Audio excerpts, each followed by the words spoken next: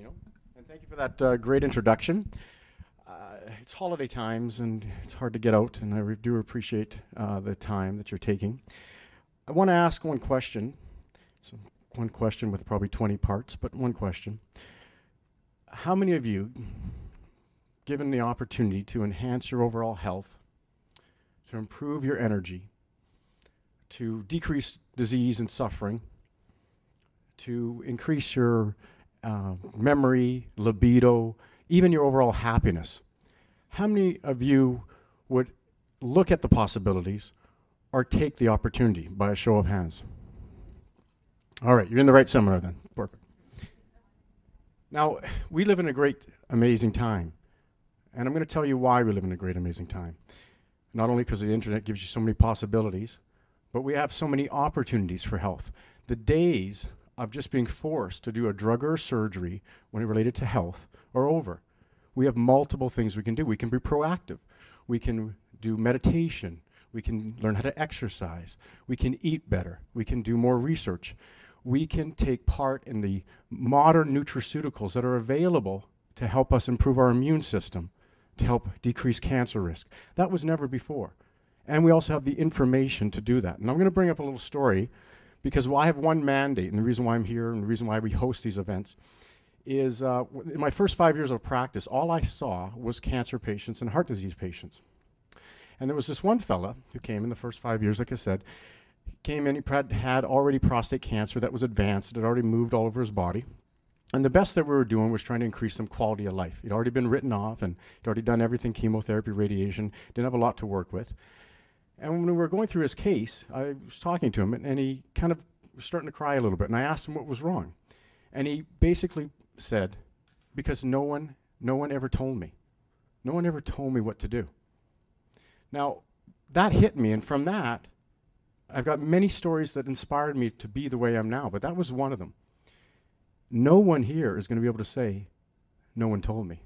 No one here is going to be able to say that. Now, that's my job. The least I'm going to do is present opportunities, present information. What you do with it after that is up to you. Now, you have a whole host. Everyone that's speaking today, and including tomorrow, is dedicated, is passionate, is excited about creating health. And creating health not only in their own life, but being inspirational to others around them. Now, no other way, no other time in history has being healthy ever paid off so many different ways. And I'll give you an example. Who's heard the new commercial Wonder Bread? Wonder Bread, how they're actually now. Forget it that our bread used to last for years. Now, it may not last as long. We don't want the chemicals. Coca-Cola putting stevia now in their drinks, and Coca-Cola is making biodegradable bottles. Now, that means we're seeing a shift of huge companies wanting to do good things. And not because doing good is doing good, it's because that's the popular way. We are being paid on every level, including financial, to make good products, to consume good products, and to be healthy. And that's what it's all about. It's nice to know that we're getting paid on every level to be healthy, and the companies that are huge, that are leaders, are also seeing that message. You wouldn't have Coca-Cola, Pepsi shifting over to stevia unless people were going to work, working for Pepsi-Cola, and getting tired of being associated with diabetes. We're now creating a big shift, and you are part of that shift. So never before in history has it been so much monumental information about being healthy. And what's great is that when I go to my clinic, I walk down my hallway still to this day, and I feel good because I know that in the course of the day, people's lives are different. Not too many people can say that. But you now, all of us, get a chance to almost be practitioners without going to school a lot. Right? You get a chance to be inspirational, be healthy, and you walk down the street. You could have had an angioplasty with a stent, and you're walking down the street. No one's going to walk up to you and say, hey, how'd that angioplasty work? But you walk on the street with energy, less weight, or better mood, or smiling, and someone's going to notice you. They're going to say, what did you do? So you get a chance all to be inspirational. You get a chance to get the feeling that I feel every day. By the way, and that's why Gino was so inspirational. He is the one that helped me put all this program together. Because he goes, I want to be part of a program where I'm forced, or I guess asked to, be healthy and create an income from it. I'm already creating an income from creating health. Everyone can do that too. If nothing more, just being healthy. So let's just talk about how we age, because if we're going to talk about how to be healthy, let's just give you a crash course on how we age faster than our genetic potential. By the way, we're supposed to live to supposedly 130 years old. I don't know anybody 130 years old. Does anybody know anybody 130 years old? Maybe 120? Now, that's what our genetic potential is, but there's no sense living longer if you're suffering all the way, right? You want to increase your vitality. You want to make sure you can get out of bed. You want to make sure you can get off the toilet, right? Things like that. It's basic skills, basic things. All right, so disease starts. Let's go through. Disease starts when our cells and tissues age faster, called catabolic, than our body's able to build. So we're in a constant state of build and repair, surviving and thriving, damage and repair, constantly back and forth. So anything that assists in our repair mechanisms is going to help us live longer and better and less disease. Anything that removes the obstructions that keep us from being damaged is also going to help us as well. Think about that for as far as when you're thinking about therapies, modalities, or treatments. And so let's talk about the earliest sign of our signs and symptoms of aging, because many of us will go and only use a common medical system, the common medical terms or the common tests like a cholesterol, to think that there's something wrong. We believe by going and getting our cholesterol tested that we're being proactive. That's not bad, but we're going to give you a little bit more. You deserve a little bit more, I guess, peak, a little bit more understanding of what really is going to tell you if you're aging fast. So the earliest symptoms of aging are waking up feeling unrefreshed, low dips in the afternoon, sleep disturbances, having trouble falling asleep or trouble staying asleep, craving sugar, especially around 2 to 4. Craving carbs at night, low energy. Those are the biomarkers of fast aging. Now, how many of you, again, with a show of hands, has one or more of these symptoms? You'd all be classified as aging faster than you should.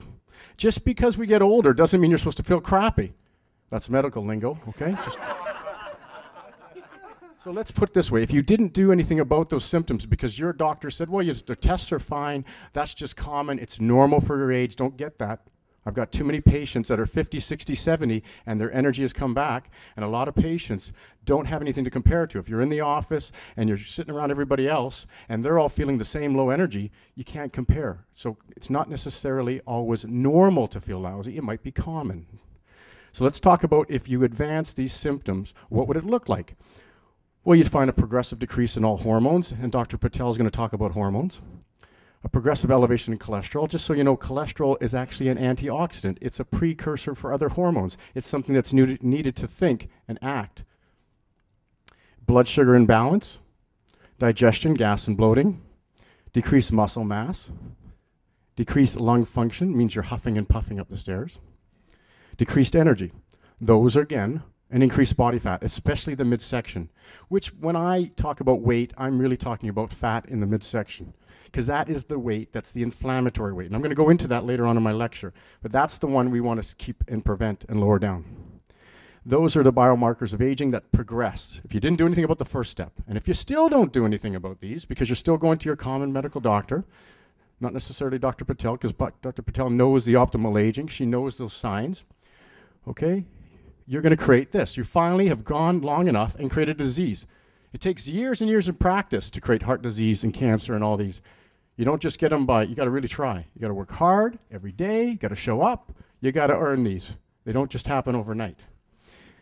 All of those diseases, that's about 90% of all diseases. Those are called chronic disease. They take years and years to develop. Now what's great about chronic disease is that they also respond to positive lifestyle changes. That's 95% of all disease, responds to positive lifestyle changes.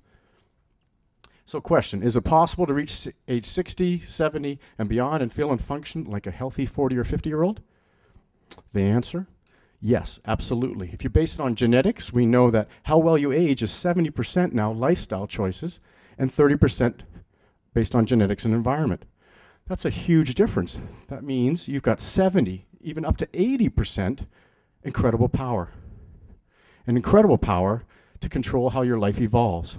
Now, everyone that's speaking today and tomorrow is committed to giving you giving you power, giving you the resources and the tools and multiple opportunities. But the question remains, what will you do with that opportunity? You certainly won't be able to say, no one ever told me so. And that's where we begin. So I thank you.